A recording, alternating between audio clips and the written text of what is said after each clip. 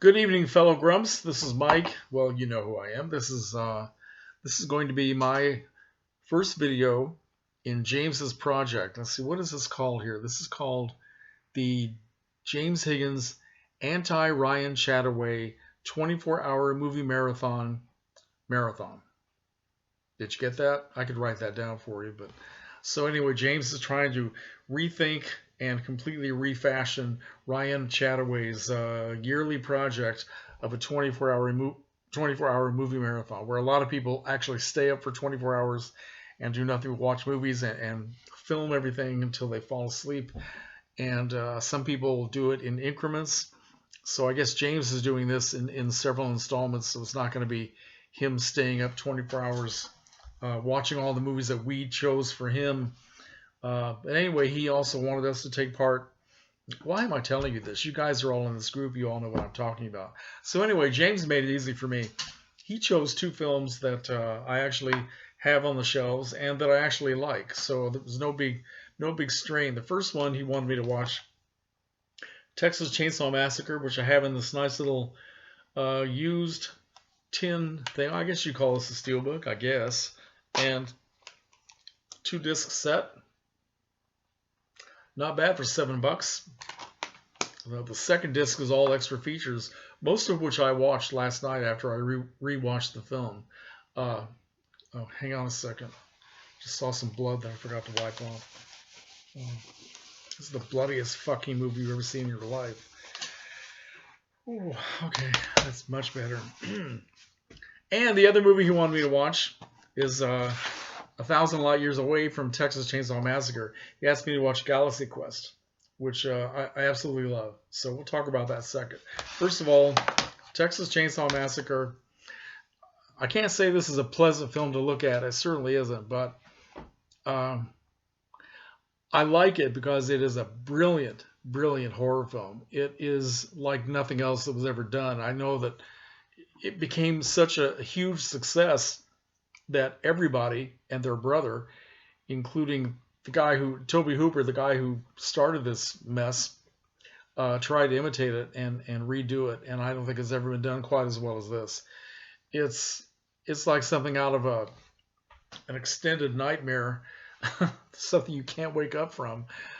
What these people went through to make this movie, especially the young actress Marilyn Burns, just looking at the physical stuff she had to go through, scene by scene, it's just unbelievable. And I have to say, it's been said by people a lot smarter than me that it's brilliantly shot because you think that you're seeing so much more cruelty and murder and blood and slicing apart than you actually are, because it was filmed in such a way that a lot of it seemed explicit, but it was actually hidden, and your imagination had to come into play. And maybe that's why this is so memorable to so many people, because it did make the imagination have to do its work. And a lot of films don't do that anymore. So what else do I want to say about this? Probably not much, really. But I did enjoy watching the extra features. A lot of the people who were involved in it, including Marilyn Burns, it seemed like a really lovely person. And they all seem like such nice, normal people, you know, the director and the people who produced it and filmed it. But it was just, must have been a grueling process to get this done. They talked about the long days and nights of filming, 12, 16 hours, and the Texas heat in the middle of the summer. It sounds miserable, but what they accomplished, and I couldn't believe I had never listened to Gunnar Hansen give an interview before and make comments without his mask on. He's such a normal looking guy. Looks like a really nice, decent person. But I guess the other actress who was involved in this, whose name escapes me now, she has, according to these extra features, she's trying to distance herself from the whole Texas Chainsaw Massacre experience. And good for her. I can't really blame her. She doesn't, I guess none of these people made any money, maybe a few $100 here and there or something. It was just a disaster waiting to happen as far as the way it was taken over by this mafia-owned company and it was distributed beautifully, and it made millions and millions of dollars. That they don't even know how many millions of dollars it made, but it just didn't come back to the people who actually worked on it. So That's very sad. But that's the first time I saw Texas Chainsaw Massacre was sometime in the 1980s. It was during the VHS era, and I rented it, and it drew me into its macabre atmosphere just from the very first scene when they had all the weird sounds that they had that didn't really have music. It just had weird sound effects,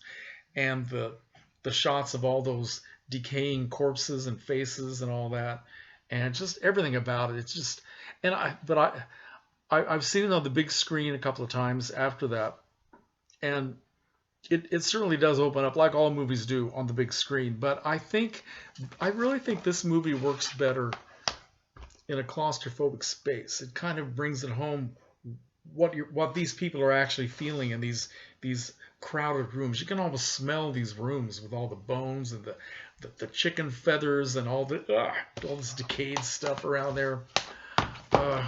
Very creepy experience. So yeah, I can't say I enjoyed watching it again, but it was every bit as effective.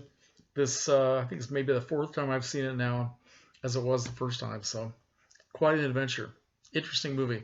Now, Galaxy Quest.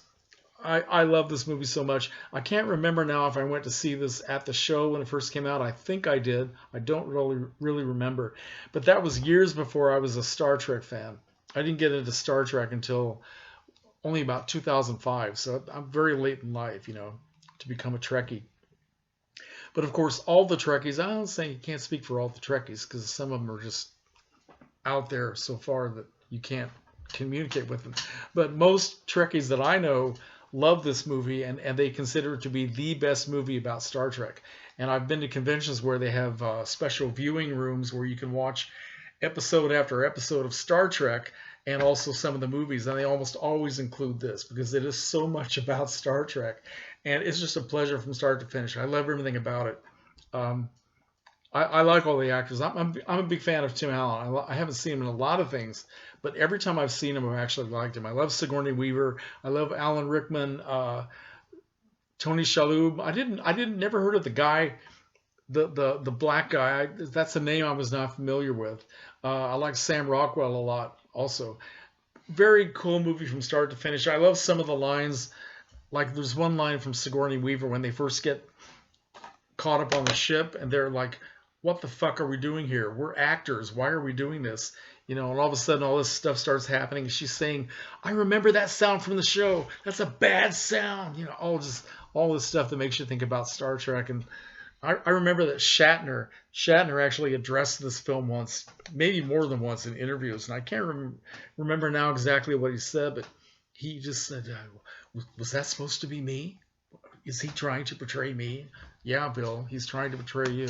But I think it's a tribute to Star Trek, and I take it that way, and I can't imagine anybody being so tight-ass they wouldn't think this is funny. So anyway, I had a great time, so thank you, James, for letting me watch a couple of movies that I actually like.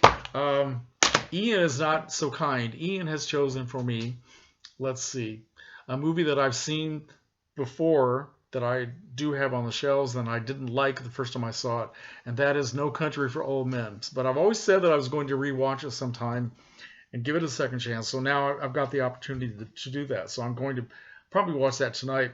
I already watched the other film he assigned for me. It's called Total Recall, the Arnold Schwarzenegger version. And I watched that a couple of nights ago, so I'm all ready to talk about that. Try to get that up in the next couple of days. Thanks a lot for watching, and I will talk to you soon.